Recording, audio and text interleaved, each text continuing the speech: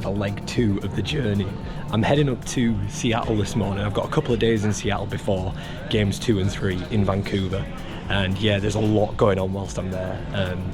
Going to be going to a game tonight, the MLS NEXT Pro. There's a Kiwi link, of course. And then in 2 days' time, the USA are playing Australia in Seattle. Tickets are a ridiculous price, but there is a pub called the Kangaroo Kiwi, which I'm going to go to and check out and watch the game from there. And check out some of the fan parks as well. I don't know if you've seen the fan parks in Seattle, but they look like some of the best in the country. Barges on the waterfront with big screens, so that'll be awesome. So LA's been amazing, the game was incredible, met some awesome people. But yeah, let's get on for round 2. Vamos!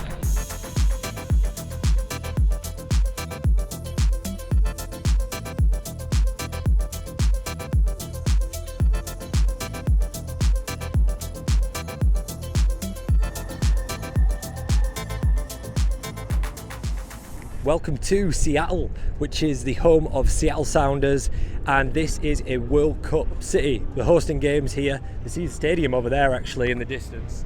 I'm going to be heading down to the Starfire Sports Stadium, which is the home of Tacoma Defiance, who are the developmental squad for the Seattle Sounders who play in the MLS.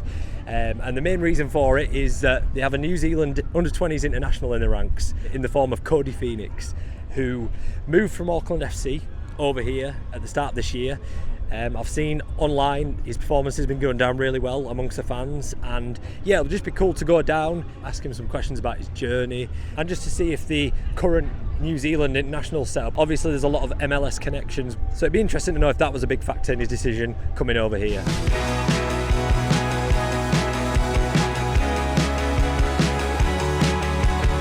Welcome to the Starfire Sports Stadium, home of Tacoma Defiance. Today the Defiance host top of the league, Houston Dynamo 2, and there was no surprise to see Codey Phoenix in the starting 11. Since joining, he's had that defensive left side locked down, playing left back, left wing back and left midfield. But I wanted to ask a fan their opinion. So I'm joined by Chris, and I just wanted to get his opinions. How have you found Codey Phoenix's time here at Tacoma Defiance? Oh man, we are so lucky to have him. He is just a tenacious defender, and he's saved us a lot. I mean, he's been great. Awesome. Yeah, because he's been here since the start of the year, hasn't he? Since January. So my thinking was, obviously there's been some New Zealand defenders that have come over. Finn Surman, Michael Boxall. I wonder if he's looking at those and thinking, you know, maybe this is the step to make it in the MLS. I think he's definitely going to advance beyond this level, for sure. He's just very, very good, solid defender. Out of just curiosity, with the Tacoma Defiance, do you see quite a lot of players move up into the Seattle Sounders? Absolutely. We've had a lot of success. So the Sounders have brought up a lot of guys from the Tacoma Defiance. That's awesome. So there's, on the first team right now, there's probably 6 or 7 guys that were played on the Defiance first. Wow. And then got moved up. And I could definitely see Codey moving up, no question.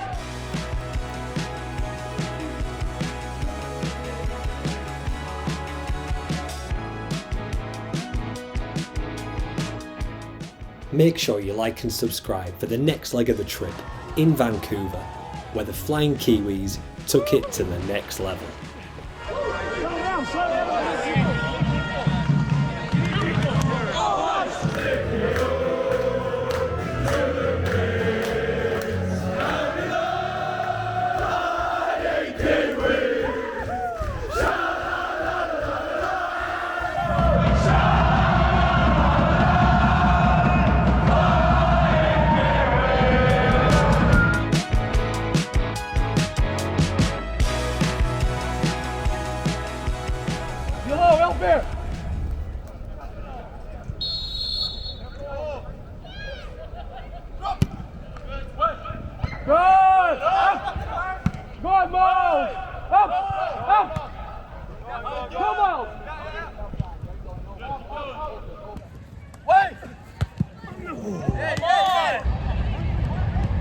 There was a flurry of chances for Tacoma in the first half, but it was Houston on the counter-attack, taking a 1-0 into half-time.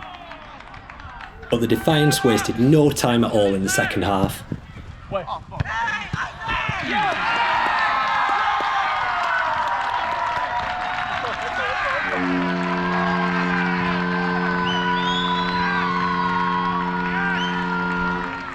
And how's this for a match winner?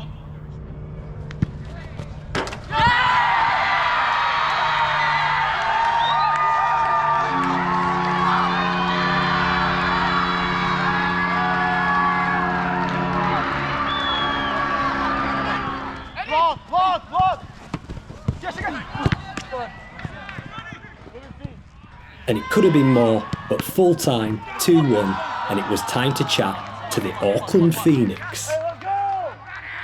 So, Codey, massive result. What a win. How are you feeling after that one? Good. I mean, great performance from the boys. I'm glad they were able to get it done. I mean, 2-1 against top of the league is, like, what can we say? Very proud of them. Good result. And obviously you were born in Chester. So Yep. I was just wondering a little bit about your journey from Chester to New Zealand. Yeah. Like, how did that come about? What was that like? Yeah, so I'll start off, I was, like you said, born in Chester. So all my family lived there. And then my mum and dad decided for a change for me, my sister, and them two. Yeah. And that's when we moved out to Auckland, Yeah. New Zealand. And been there for 12 years. So moved out from Chester when I was 6. Started playing football in Chester.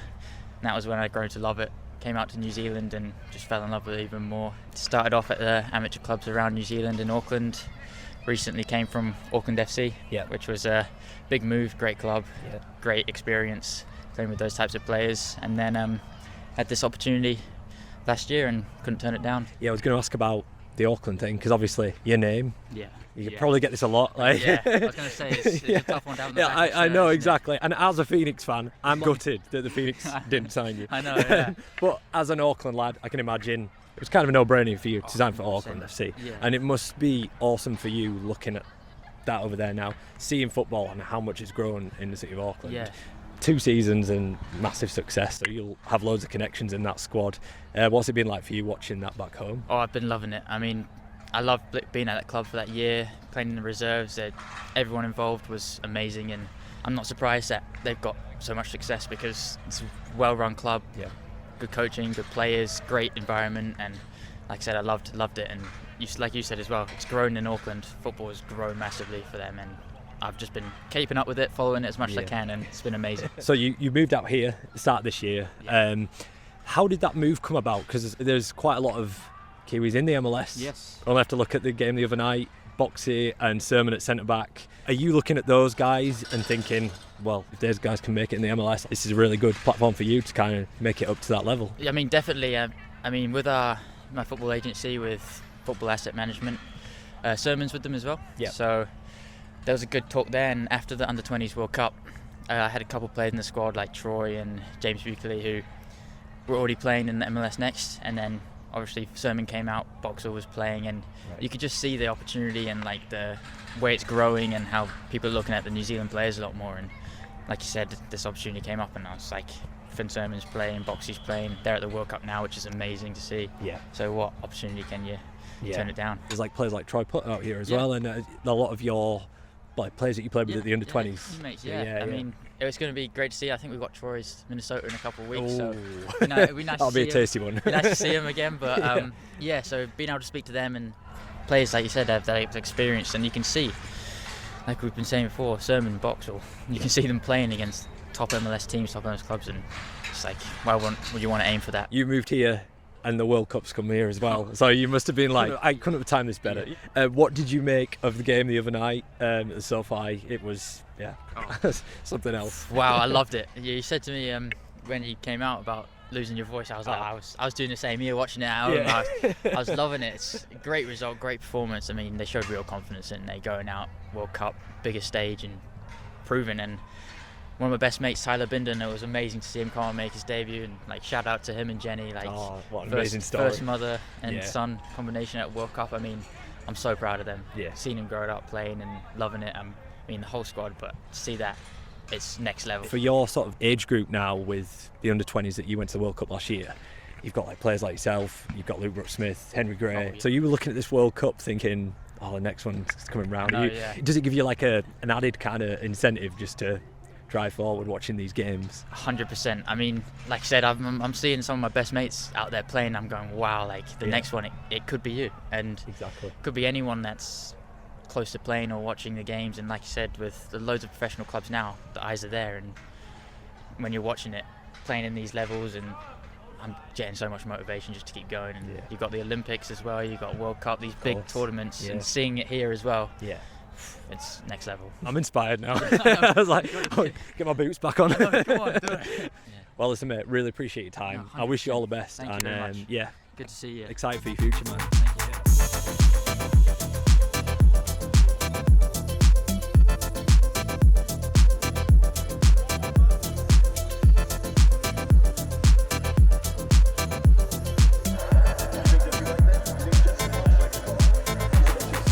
So guys, how have you found the World Cup so far? What have your thoughts been on the tournament in general?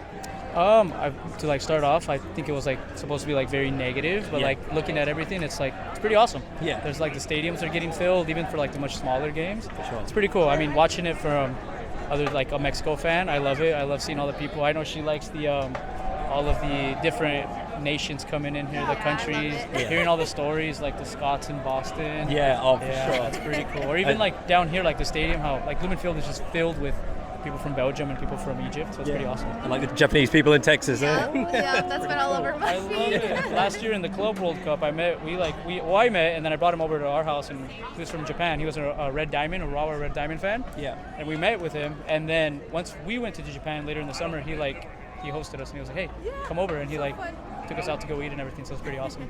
It's a Mexico play tonight. You're here nice and early. It was a good choice. Some big cues, but we got in good time. What are your thoughts on the game tonight? You think Mexico are going to win? Definitely. Yeah. I will always say yes. But he's more knowledgeable on the actual. I'm diehard. I love my teams. When it's my teams, that's my team, and that's all I care about. Mexico all the way. Yeah. Let's go Mexico!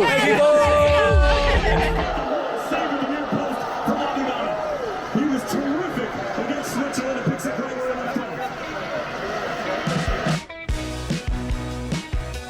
No surprise at how packed the Kangaroo and Kiwi was for the USA-Australia game.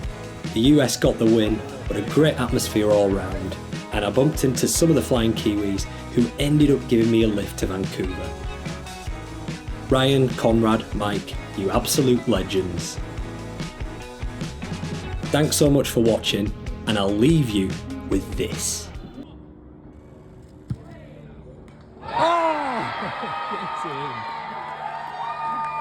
Oh!